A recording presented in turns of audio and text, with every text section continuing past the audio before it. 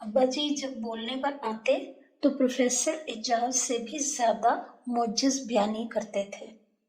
तुम्हें मुताले में ज्यादा वक्त सर्व करना चाहिए जफर। हाँ जी, वो तो है। सिविल सर्विस चाहे ना करो, लेकिन इतनी बात तय है कि इम्तहान जरूर देना होगा तुम्हें। हाँ जी, वो तो दूंगा जरूर। अगर इंसान बाकायदगी से अखबार का मुताला करे, जनरल नॉलेज अच्छी हो, क्लासिक्स की खातिर खा समझ हो, तो फेल होना नामुमकिन है। जी हाँ, ऐसा ही है। ये किताब पढ़कर राय जरूर देना, बल्कि नोट्स बना लेना अपने लिए। हाँ जी, अच्छी बात है। जब वो अब्बा जी से मिलकर अपने कमरे में पहुंचा तो वो अपने अंदर ढोल सा खोखलापन महसूस कर रहा था। उसके हाथों में दुनिया के अजीम तरीन मजहबों की खूबसूरत किताब थी। ये किताब पकड़े हुए उसने खिड़की से बाहर झांका। नीचे सड़क पर नीली स्याह कारें आ जा रही थी। उसने जी में सोचा, मैं अब्बा जी की खातिर इस खिड़की से कूद सकता हूँ, हेक्सले के नॉवेल पढ़ सकता हूँ, उनके लिए जान दे सकता हूँ, लेकिन दोस्ती, तौबा तौबा, अब्बा जी से दोस्ती किसी कीमत पर नहीं कर सकता। अकेला मैं क्या, कोई भी नहीं कर सकता। दोस्ती तो गाजा लगे लाहौर और रशीदा में हो रही थी।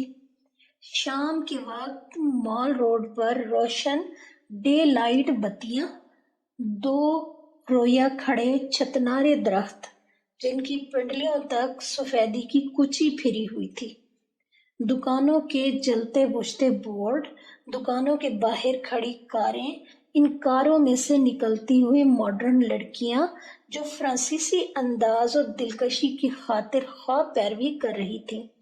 लड़कियों से परे सिनेमा घरों के बगल में रेडियो बजाते होटल, सब कुछ रशों के लिए बहुत ही दिलावेज था। कॉलेज में वो दो शख्सियतों से बुरी तरह मुतासर हो चुकी थी। एक तो डॉक्टर एजाज हुसैन और दूसरे डिम्पल। डिम्पल से गो उसकी दोस्ती ना हो सकी थी, लेकिन डिम्पल को वो हमेशा मुंह खोल कर देखती रहती थी। डिम्पल में आर्ट पेपर जैसी चिकनाई और हवाई अड्डे जैसा रुमान भरा था। रशो अंदर ही अंदर डिम्पल की उंगली से रस्सी की तरह लिपटी जा रही थी।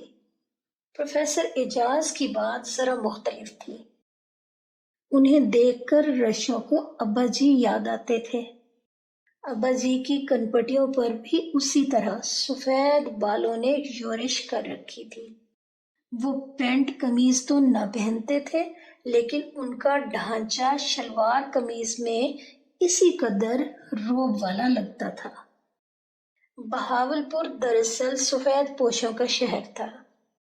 ऐसे सफेद पोशों का जो हसूल दौलत की खातिर बहावलपुर छोड़ना चाहते भी थे, लेकिन जिन्हें बहावलपुर की मट्टी, उसकी गलियां, उसकी तहजीब घर से बाहर जाने की इजाजत भी ना देते थे। क्या मैं पाकिस्तान से पहले जब बहावलपुर से दिल्ली को रास्ता जाता था, तब बहावलपुर एक पुरबहार शहर था, फूलों से लदी डाली की तरह पुरकशिश और शगुफ्ता। लेकिन अब ये सिर्फ सफेद पोशों का शहर था, जहां सिर्फ खानदानी शजरों की बातें होती थी।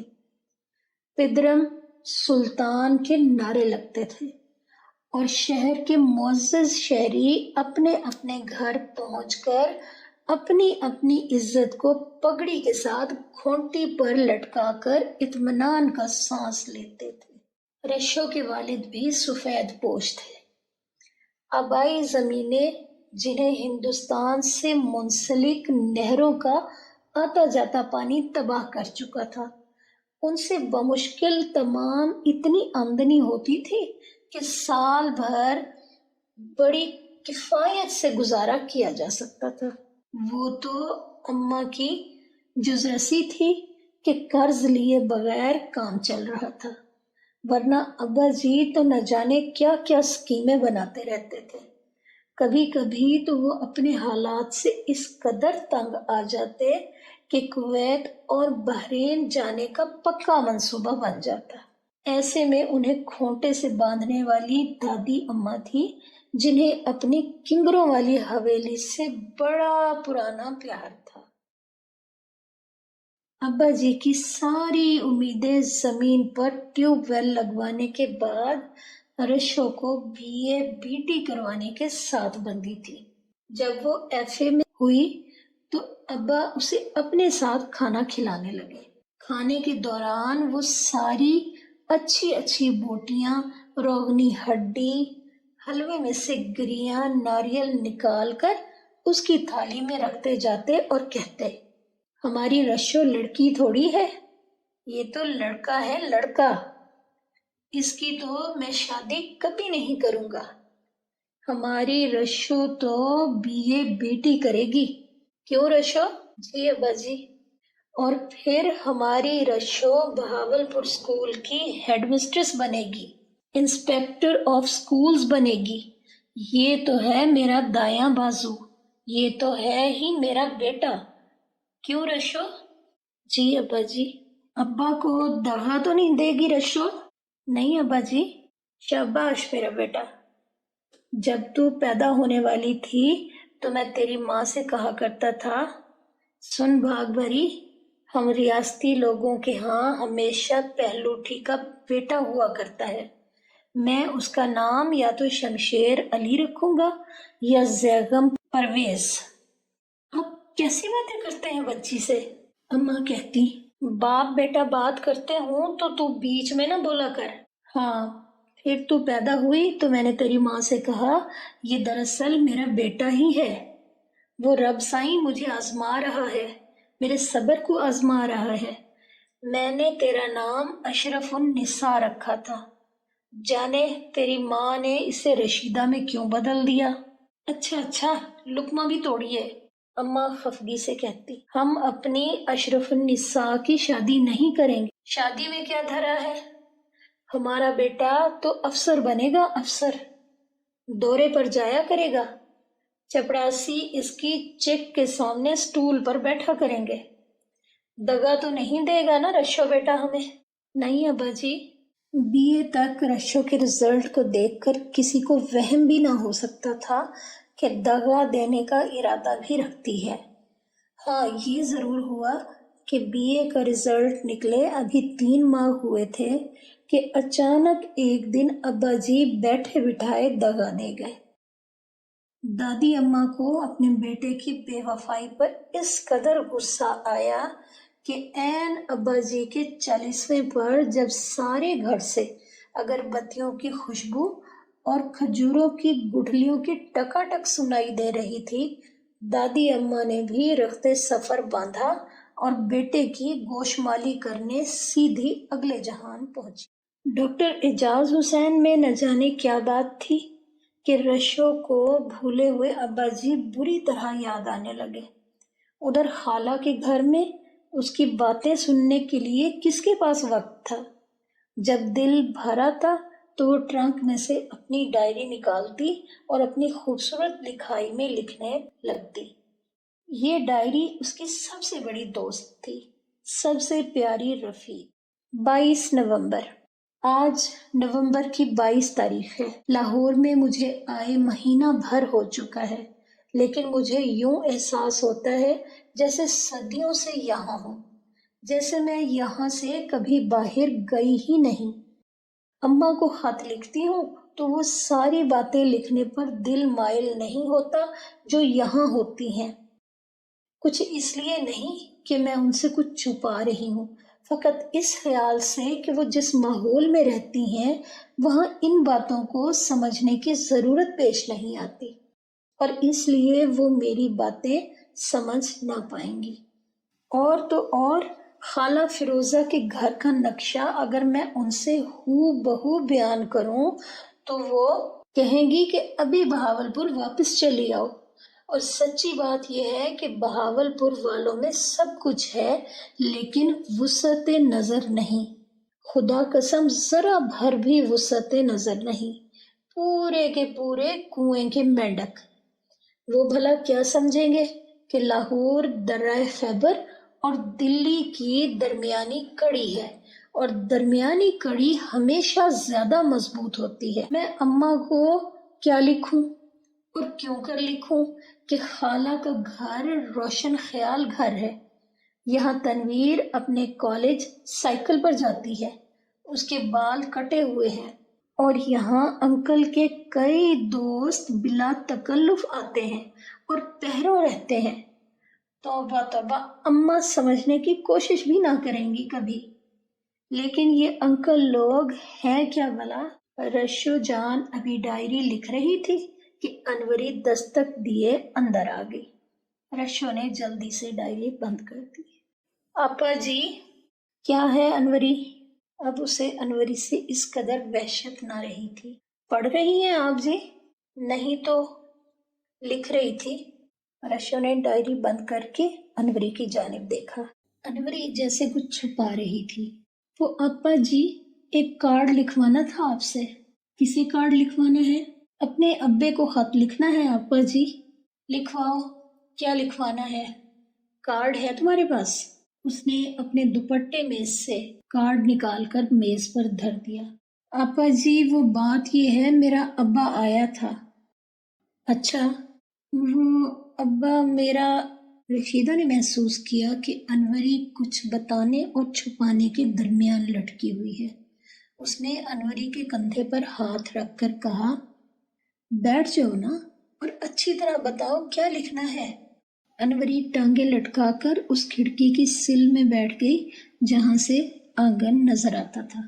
वो अब्बा जी, मेरा अब्बा तो सुदाई है। ये कार्ड पर लिखना है? रशो खिलखिलाकर हंस दी। नहीं जी, लिखना तो ये है, आप अपनी तरफ से लिख दें कि अभी बेगम साहबा 6 महीने मुझे और छुट्टी नहीं देंगी, किसी कीमत पर। यकदम रशीदा ने पूछा, तो क्यों, खाला तुम्हें छुट्टी दे रही है क्या? नहीं जी, वो अब्बा आया था मेरा बेगम साहिबा के पास। वो कुछ रुक सी गई। तुम साफ साफ बताओ क्या लिखूं? अनवरी ने आंगन की जानिब मुंह फेर लिया। उसकी आंखों में आंसू उतर आए। अब्बा मेरी शादी करना चाहता है। शादी? वो तो खैर हो ही जाया करती है, रशीदा बोली। वो जी लड़का मुजारा है, खेती बाड़ी करता है, रहट पर देसी साबुन से नहाता है, गले में उसके तवीज लटके हैं, सर पर मक्खन लगाता है, पाँव में चप्पल पहनता है, पूरे का पूरा गंवार है गंवार। मैं उसका क्या करूंगी? रशो जान ने पहली बार मुड़कर अनवरी को असली रूप में देखा। ये लड़की तेल के चूल्हे पर रोटी पकाती थी, पंखे तले सोती थी, फ्रिज में से बर्फ की टुकड़ियां निकाल कर ठंडा पानी पीती थी, रेडियो सुनती थी, फिल्म देखती थी। इसका लिबास चाहे पुराना ही था, लेकिन जिस्म से लिपटा जाता था। उसके जूते हील वाले थे और हील वाले जूतों के अंदर उसके पैरों पर तनवीर बाजी की क्यूटेक्स लगी थी। अल्लाह, ये लड़की किसके माथे जाएगी? ऊंचे घरानों में नौकरानी बनकर रहना ऐसे ही था जैसे कव्वे को मोर ने अपने परों की उतरन देकर कहा हो, ले आजमा ले, इनको लगाते ही तेरी जिंदगी बदल जाएगी। ऊंचे घर की ये मुलाजमा, ये मोर के पंख सजाए हुए किस मुडेर पर बैठेगी? आप लिख दीजिए जी कि यहाँ पर सब खैरियत है। अभी 6 महीने तक तो बेगम साहिबा छुट्टी नहीं देंगी। इसके बाद आप आकर ले जाइएगा। तनख्वाह का मनी ऑर्डर आपको मिलता रहेगा हर महीने। ठीक है ना आपा जी? रशो ने आहिस्ता से सर हिलाया। लिख लिया जी? थोड़ी देर बाद अनवरी ने सवाल किया। हाँ, अब पता बताओ।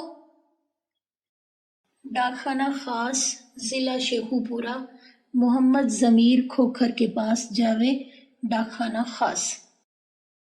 पोस्ट कार्ड पर पता लिखवाकर बड़ी एहतियात से अनवरी ने उसे अपने दुपट्टे के पल्लू में लपेट लिया। शुक्रिया आपा जी। कोई बात नहीं। रमजान को आवाज देती अनवरी दड़ंगे मारती चली गई।